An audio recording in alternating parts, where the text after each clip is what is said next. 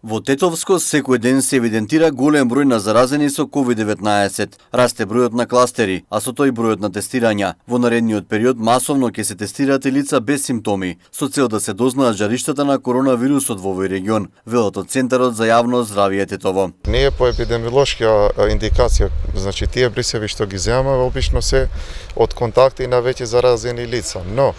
матичните со закажување преку мој термин нормално имаат право да закажуваат и луѓе кои што се асимптоматски или па имаат благи симптоми, а во меѓувреме значи овој вонреден скрининг што ќе се одвива во Тетово и околината, баш на таа насока ќе оди, значи да се направат повеќе тестирања за да се видат тие асимптоматски заразени лица кај ни се движат, за да имаме и поточна бројка и фактички да знаеме кои нови потенцијални жаришта може да ги имаме во градот или во селата околу.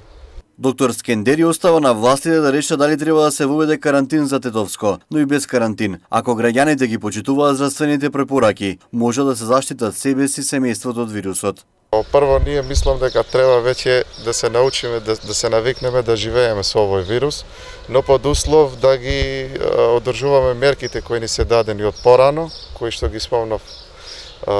пред малку, и околу тоа, значи околу рестрикциите кои што може да ги донесе владата, Институтот за јавно здравје и Комисијата за заразни болести, тоа останува на нив. Меѓутоа,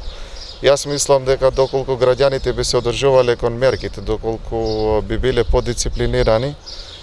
и мислам дека со тоа и интензитетот на вирусот ќе го намалиме, а со тоа и новите бројки нема да се зголемуваат, тука напротив ќе се намалат. Инаку досега Центарот за јавно здравје Тетово има направено 950 тестирања за коронавирус, а во одредниот скрининг на населението треба да започне деновиве.